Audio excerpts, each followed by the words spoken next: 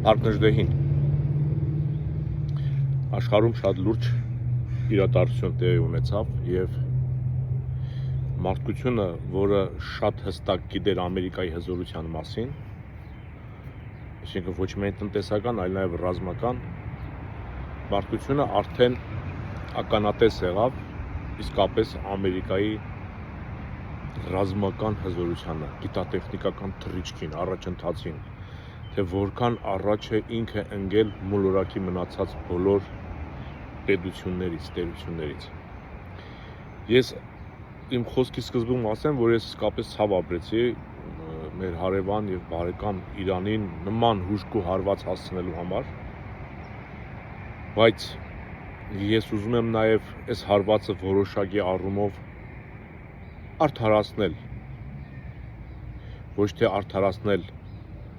մարդկության դեմ որպես չարիք, այլ Ամերիկայի Միացյալ Նահանգները ցուցադրեց իր ուժը։ Առաջ երթին նա ցույց տվեց դա Չինաստանին, որը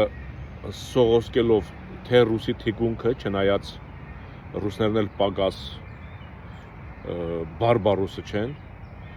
խոստացավ աջակցել, բայց հետո չկարողացավ։ Հիմա էլ Իրանին գայթակղեց այդ առաջարկով, թիկունքին կանգնելու առաջարկ անելով, բայց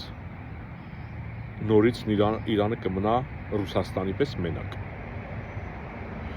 Ուղղակի Ամերիկան ցույց տվեց Չինաստանին, որ դու խաղեր տալու անգամ հնարավորություն չունես։ Մի փորձիր աշխարհը խառնել իրար։ Ես ձեզ ասեմ ավելին, եթե անգամ նմանատիպ զենք ունենար որևիցե բարբարոս ժողովուրդ, Ամերիկայի Միացյալ Նահանգները այս ռազմական հաջողությանը այսօր չեն հասել, դա տասնյակ տարիների աշխատանքի հետևանք է, եւ նրանք սա ունեին տասնյակ տարիներ է արդեն, բայց Ամերիկայի Միացյալ Նահանգների տարածքը երբեք չի ընդլայնվել։ Եթե նման զենք ունենար ռուսը, եթե նման զենք ունենար թուրքը, համոզված եղեք, որ երկիր մոլորակի անունը կդառնար Ռուսիա։ Կարող է Մարսի վրա էլ մի հատուկ, այսպես հրթիռ ուղարկեին նամակով, որ Մարս իմացեք, սա ուղղակի փոխաբերական իմաստով եմ ասում, որ արեգակնային համակարգում ինչ-որ մի մոլորակ իր անունը փոխել է։ Բարբարոս ժողովուրդները, եթե ունենային այս զենքը իրենց ձեռքին,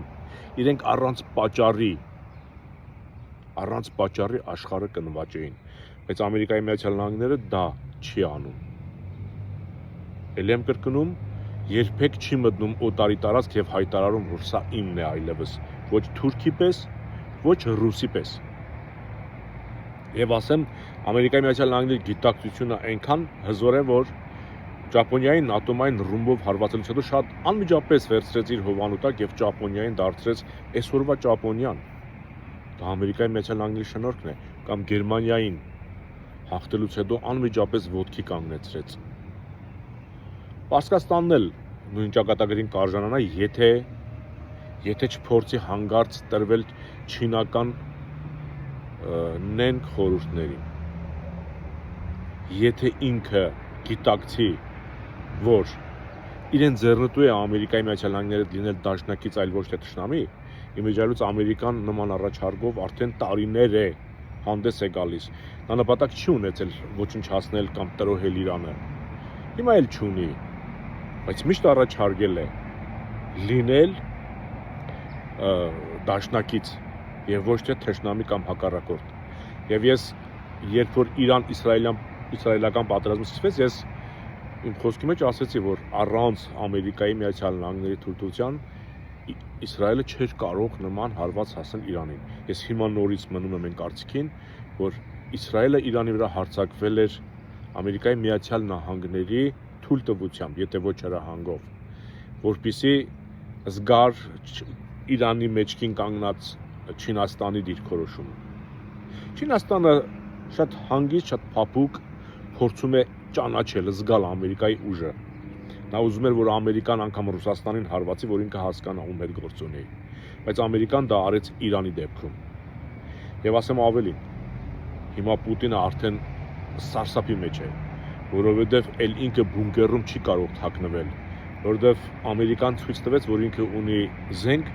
որը մի քանի 100 մետր խորության վրա գտնվող ցանկացած օբյեկտ, ցանկացած ամրության ընդունակ է ոչնչացնելու, այնպես որ Պուտինի բունկերները արդեն որևիցե ապահովություն չեն կարող բերել բռնապետ Պուտինին։ Ես ցավում եմ նորից Իրանի հանդեպ տեղի ունեցածը, բայց եւ ուրախ եմ, որ այդ զենքը Ամերիկայի ձեռքին է եւ ոչ թե Ռուսաստանի, Թուրքիայի, չգիտեմ, Հյուսիսային Կորեայի, Չինաստանի։ Այս մոլորակի խնդիրների լուծման ամենամեծ առաջամարտիկը կամ ներդրողը դա Ամերիկայի Միացյալ Նահանգներն է։ Ռազմական առումով կլինի, խաղաղ նպատակներով կլինի, տեզերք ուսումնասիրելու առումով կլինի, սոցիալական, բնապահպանական, ամենամեծ ներդրումը ֆինանսական եւ ռեսուրսների դա անում է Ամերիկայի Միացյալ Նահանգները։ Ասես ավակ եղբորպես հետևում է բնությանը նույնիսկ։ Իհարկե նաեւ աղտոտելով, բայց ամենամեծ ներդրումը կատարում է ինքը։ Ես ասեմ, այս ռազմական ուժի ցուցադրությունը նաև ուղղված էր Ամերիկայի Միացյալ Նահանգների դաշնակից Եվրոպային, հասկացնելով, որ հանգարց չտարակուսեք երբևէ, որովհետեւ անգամ, եթե ես որոշել եմ Բարբարոսին պատժել, ուրեմն ես դա փորձել եմ տասնյակ տարիներ, հասկացել, համոզվել եմ, նոր եմ հարվածում։ Իրանում պետք է տեղի ունենան փոփոխություններ, ուրիշ ճար չունի Իրանը, քաղաքական վերնախավին է վերաբերվում, իսկ Իրանի տրոհում չեմ կարծում, որովհետև թուրքական այս աշխարհը Ամերիկայի սրտով չի, որովհետև ինքը Վիլսոնի իրավարար վճիռ կերտող պետությունն է, որը հենց թուրքական աշխարհի քարուքանդ անող գործիքն է։ Դա պատահաբար չի ստեղծվել եւ պատահաբար չի պահվում։ Ես մնում եմ այդ կարծիքին, բայց ելի եմ ասում, ցավում եմ, որ Իրանը իր դանդաղկոտության հապաղելու, դժվար կողմնորոշվելու արդյունքում ստացավ այս հարվածը։ Վերջում այս հարվածը այնքան, այս պատերազմը այնքան ծավալուն էր, այնքան ցավեցնող էր, ուզում եմ անդրադառնալ մի փոքր էլ Հայաստանին, որոշակի ստվեր էր գցել մեր Բարբարոս Նիկոլի հայտարարությունները Թուրքիայում, որ ինչ եք ուզում եք Թուրանի ճանապարհ լինի գնաք գաք, ով ձեզով է խանգարել։ Եկեք գնացեք, հասկանում եք, Իրանին հարվածելու հիմնական խնդիրը հենց այս ճանապարհներին էր վերաբերվում, ոչ այդքան միջուկային զենք ունենալուն։ Մեկ երկիր ավել, մեկ երկիր պակաս միջուկային զենք ունենալու, միևնույն է արհավիրքը մեծ է։ Այսօր եթե Իրանը միջուկային զենք չունի, դա չի նշանակում, որ մոլորակը վտանգի տակ չէ։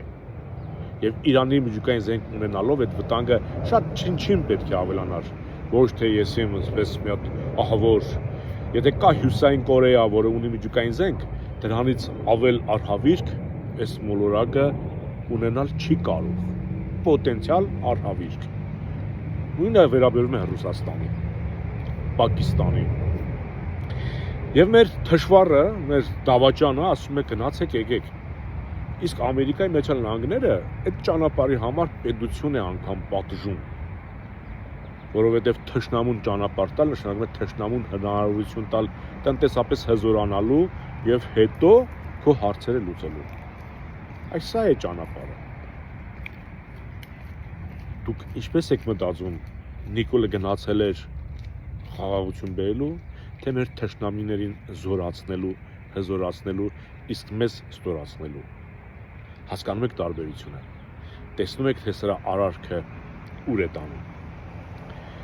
Հուսանք պարսիկները խելքի կգան եւ շատ արագ փոփոխություն կանեն եւ Ամերիկայի Միացյալ Նահանգները, ինչպես Ճապոնիային եւ Գերմանիային, պարսիկներին նույնպես կաջակցի տնտեսապես ոտքի կանգնելու։ Միայն հյուսիս-հարավ ճանապարհի գործածումը դա բավարար է, որ Պարսկաստանը կարողանա նորմալ տնտեսական թափ հավաքի, ինչը նաեւ ձեռնտու կլինի Հայաստանին եւ հայ ժողովրդին։ Հուսանք, որ ամեն ինչ այդպես էլ ավարտվելու է։ Մնաք խաղաղությամբ։